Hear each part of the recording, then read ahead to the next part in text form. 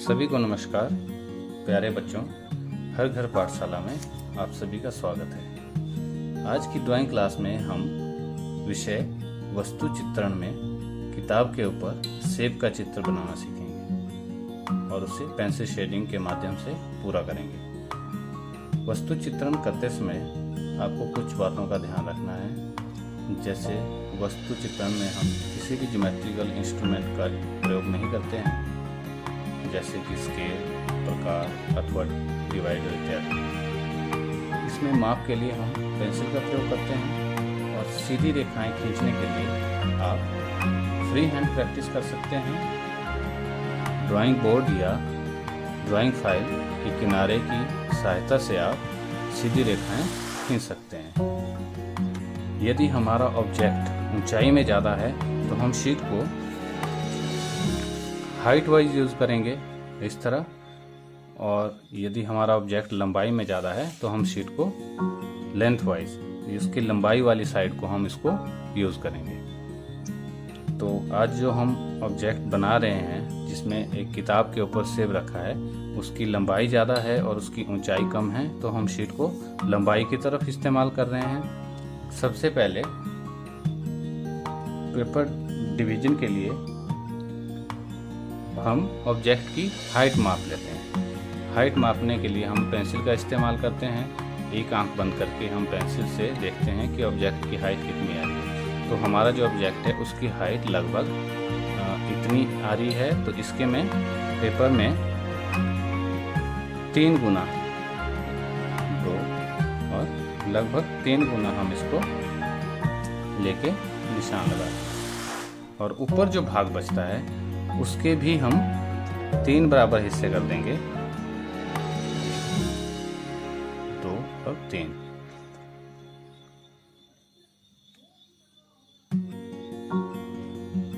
इस तरह, और लगभग 2 हिस्सों के जितना भाग हम ऊपर छोड़ देंगे। पेंसिल से आप माप लें इसको और उतना ही निशान इस तरफ लेके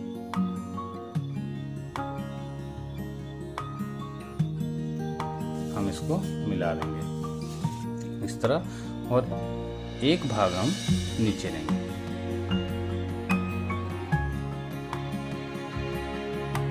और इस तरफ भी इतना ही निशान लेंगे।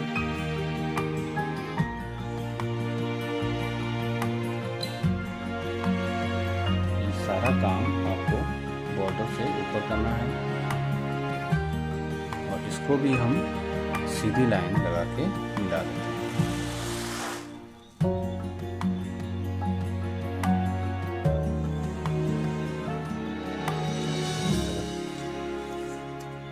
इसी प्रकार हम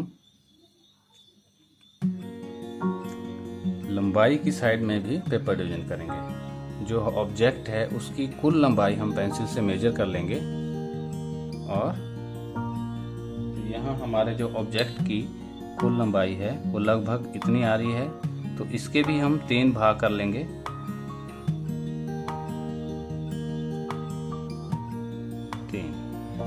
आगे जो जगह बच जाए उसके हम 2 बराबर हिस्से करेंगे। तो 2 बराबर भाग हम यहाँ, एक भाग हम इस तरफ लेंगे लेफ्ट साइड,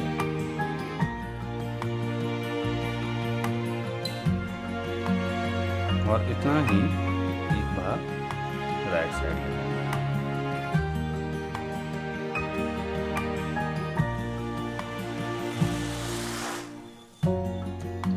तो ये हमारा जो ब्लॉक बना है, लगभग इसी के अंदर हमारा ऑब्जेक्ट बनके तैयार होगा। जो हम किताब और सेब का चित्र बना रहे हैं, इस पोर्शन में हम उसको बनाएंगे। तो शुरू करते हैं हम। अब हम बुक की लंबाई माप लेंगे। तो लंबाई बुक की हमारे पास लगभग इतनी आ रही है, तो इसके भी हम 3 भाग लेंगे।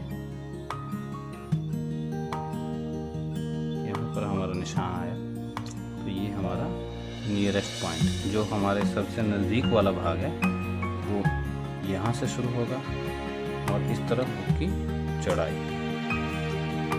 इसके बाद हम इसके कॉर्नर उठाएंगे, वो किस एंगल पर उठे हुए हैं उसको हम दो पेंसिलों के माध्यम से उठाते हैं। अभी हम आपको नहीं सिखा सकते हैं। तो बुक का जो एंगल है वो ये वाला जो किनारा है, इसके भी हम 3 भाग लेंगे। जितना हमें दिखाई दे रहा है उससे 3 गुना यहाँ आ रहा है। और दूसरी तरफ का जो बुक का किनारा है वो थोड़ा कम ऊपर उठा हुआ है, तो वो हमें 3 भाग बोलेंगे हम उसको। वो लगभग हमें यहाँ दिखाई दे रहा है। तो अब इनको हम मिला लेंगे। फ्री हैंड आपने काम करना है, स्केल का इस्तेमाल नहीं करना है। इसको आप इस तरह मिला लें और ये वाली साइड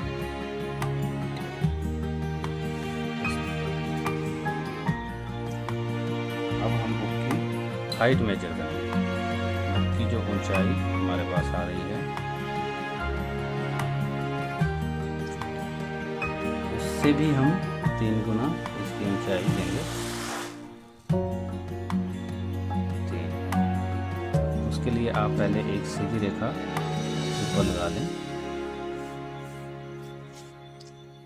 पेंसिल को आपने लाइट इस्तेमाल करना है, ज़्यादा दबाव पेंसिल पे नहीं रखना है। तो ये 3 भाग हमारे यहाँ पर आ रहे हैं बुक के ऊंचाई के, तो हमने यहाँ लिए। और इससे थोड़ी कम हम दूसरे किनारे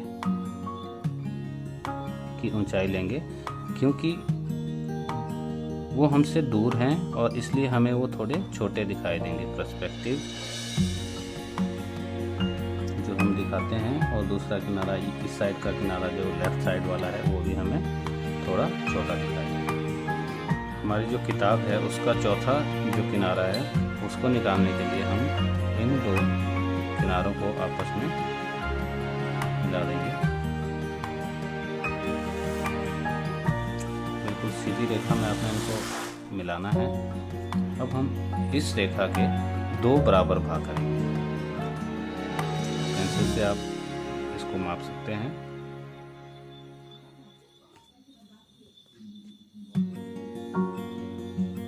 लगभग यहाँ इसका सेंटर पॉइंट है।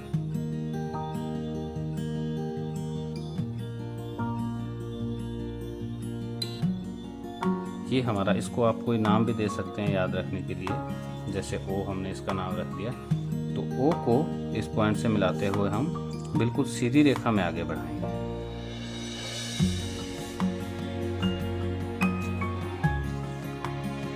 अब ओ से जो नीचे वाला भाग है इसके हम 4 बराबर भाग करेंगे। 2 बराबर भाग हमने कर लिए, एक भाग के 2 भाग और दूसरे भाग के 2 भाग। तो इस तरह हमारे पास है 4 भाग हो गए। 4 में से केवल 3 भाग हम आगे लेकर जाएंगे इसी रेखा में। तो लगभग 3 भाग हम इसमें आगे मार्क करेंगे। और ये हमारी जो किताब है इसका चौथा किनारा है। इसे हम यहाँ से इस तरफ मिला देंगे और इसको इस तरफ मिला देंगे। तो ये हमारी किताब का चौथा किनारा यहाँ पर बना। हमने 3 भाग इसलिए लिए 4 में से क्योंकि वो सबसे दूर है और इसलिए वो हमें सबसे छोटा दिखाई देगा। सबसे नियरेस्ट जो हमारा पॉइंट है, सबसे नज़दीक वाला जो भाग है वो हमें इन चारों कॉर्नर में सबसे बड़ा दिखाई देगा। तो इसलिए हमने इसकी ऊंचाई थोड़ी सी ज़्यादा ली है बजाय इन दोनों किनारों के, और वो सबसे कम देंगे हम क्योंकि वो सबसे दूर का किनारा है। किताब के किनारों को हम इस तरफ जो थोड़ी गोलाई दे देंगे और ये जो पन्नों वाली साइड है इसको हम इस तरह दिखाएंगे। अब ऑब्जेक्ट जो किताब के ऊपर रखा है सेब, उसको बनाने के लिए हम आधार रेखा के समानांतर एक रेखा लेंगे। ये हमारी आधार रेखा है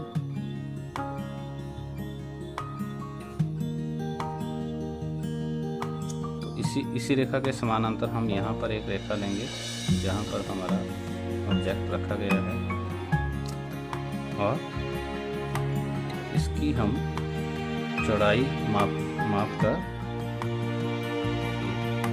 2 का 3 भाग, यहाँ से हम एक रेखा लेंगे और एक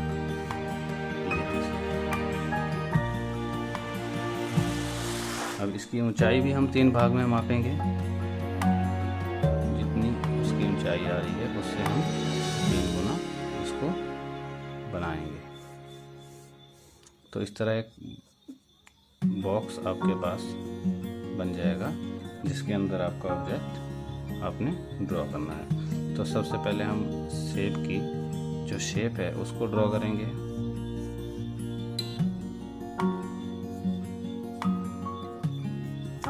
इस तरह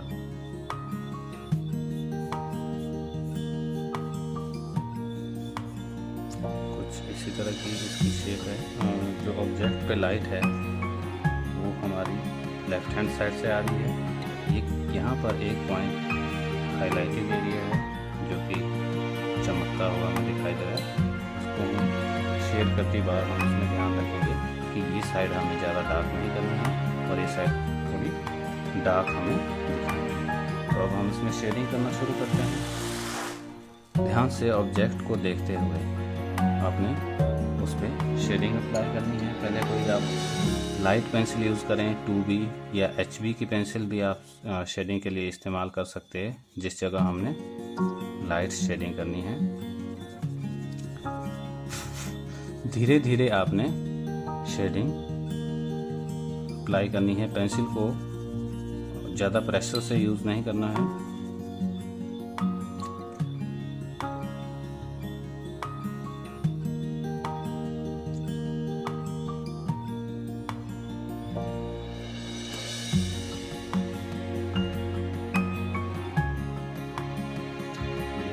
शेडिंग थोड़ी ज़्यादा डार्क दिखाई दे रही है, तो इसको हम डार्क करते हैं।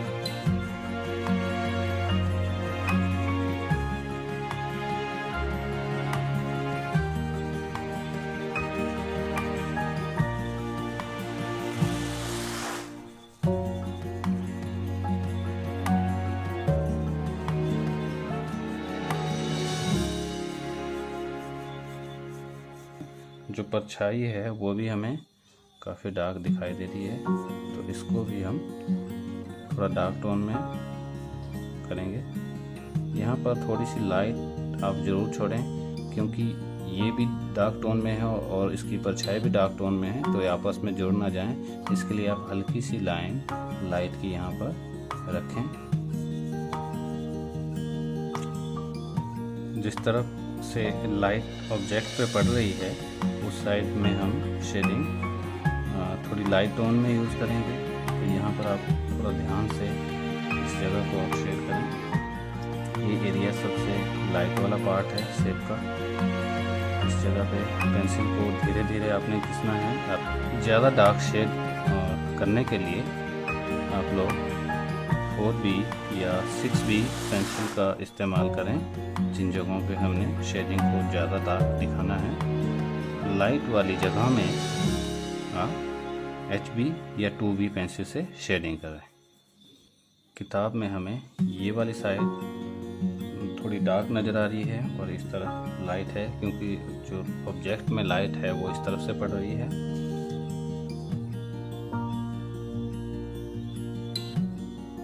इस तरफ को हम थोड़ा डार्क टोन में शेड अप्लाई करेंगे।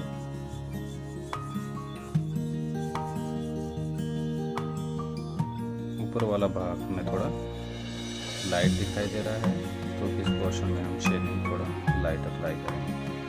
उसके लिए आप HB या 2B पेंसिल का इस्तेमाल करें।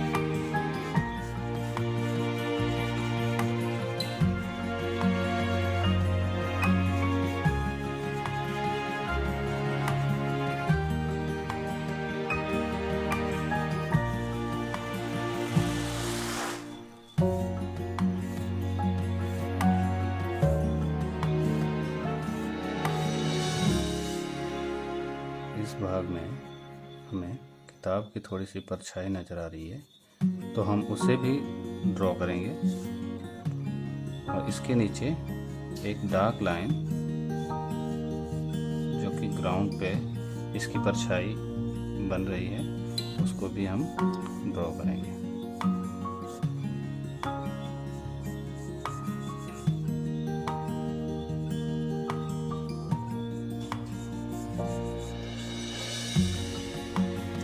सेब के शेडिंग जो हमें जिस टोन में हमें दिखाई दे रहे हैं, आपने कोशिश करनी है उसी टोन में उसको डार्क करें।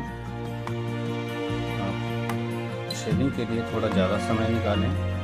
जितने अच्छे से आप शेड कर सकते हैं उतने ही आपकी जो ड्राइंग है वो सुंदर दिखेगी और आप इससे सीखेंगे भी काफ़ी। अब हम जो साइड की लाइंस हैं इनको इरेज करके इसके सरफेस में थोड़ा सा टोन हम शेड का अप्लाई करेंगे, और इसी तरह इस तरफ में।